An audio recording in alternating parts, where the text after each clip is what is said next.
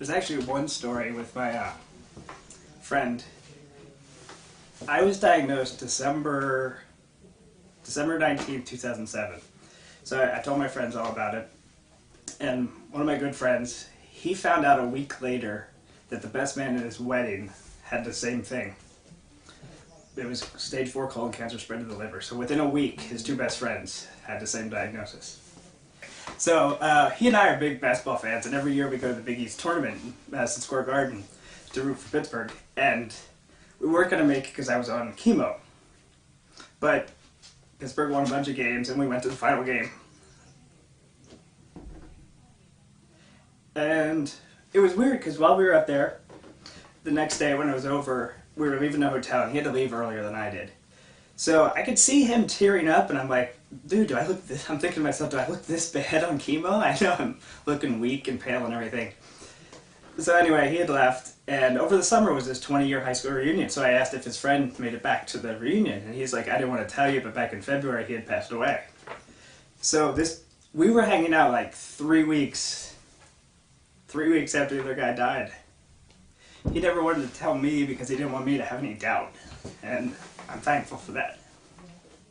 The colon club I had actually found out about because a guy in my office at work was in the Colondar a few years back.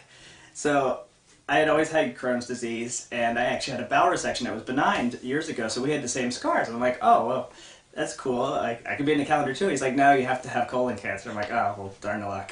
And then I moved into his old cube, and I got colon cancer. So I don't know if they're going to retire the cube, but they might. When I was diagnosed in December, I started chemo in January, and there were two things I said I was going to do. I was going to play in my softball tournament, which was going to be in August, and I told people I was going to make the Colondar. And it motivated me to work out. Like, both things made me have to lift weights and run and try to stay active. And I heard a statistic that colon cancer survival rate is 23 times higher if you are exercising regularly. So people were saying to me after the fact, they're like, how I was on chemo and I couldn't even get off the couch and you were out there running. And I was like, well, I didn't do it every day, but I made sure I did as much as possible. I actually joined, there's a great group in Washington, D.C. called Cancer to 5K. So I joined a group, and it's all cancer survivors of any kind of cancer that want to run a 5K, and they'll give you the training with a coach. They can do it while you're on your treatments, and they'll monitor everything you're doing. And at the end, you'll train for 4 months and then run a 5K race. And I had used to run these in like 22 minutes or so, and I was trying to get to 20 minutes, and then I run my first one while I'm on chemo in almost 40 minutes, and it's just like, oh, I'm bummed out. And they're like, dude, you're running it. You're at least finishing. So I cut the next one down to 33 minutes, which I'm still not happy about. And then, so hopefully the next one will be under 30 and just try to keep working my way back. What did I feel like when I was being photographed? It didn't seem too weird. I was like, well, it finally gave a reason to have scars.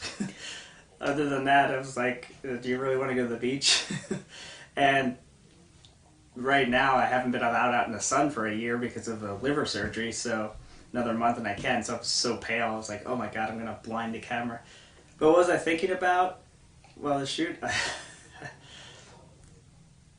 I don't know, my mind just kind of went blank. Just trying to pose right to make the calendar interesting so people are going to read it and hopefully it'll help somebody.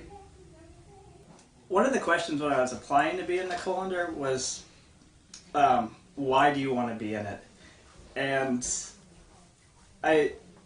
one of the things is, not being misdiagnosed, but not knowing you have a problem, because I had Crohn's disease, I had the same symptoms. And I just want people to be aware that if you're having these symptoms and you also have something else, like colitis or Crohn's or anything, it could be there, and you just have to be checked regularly because you're not going to notice the different signs or symptoms because they're going to be identical.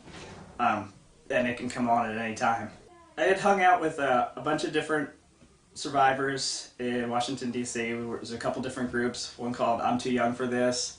Another one a Cancer to 5K running group, and everybody I'd met had different diseases. There was lung cancer, there was breast cancer, thyroid, everything, but I had never come across a young survivor with colon cancer.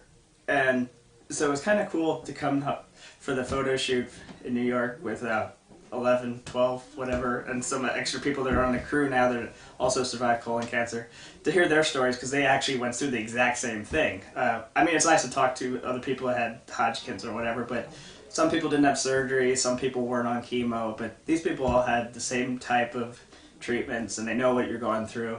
And then you can share poop stories and nobody cares.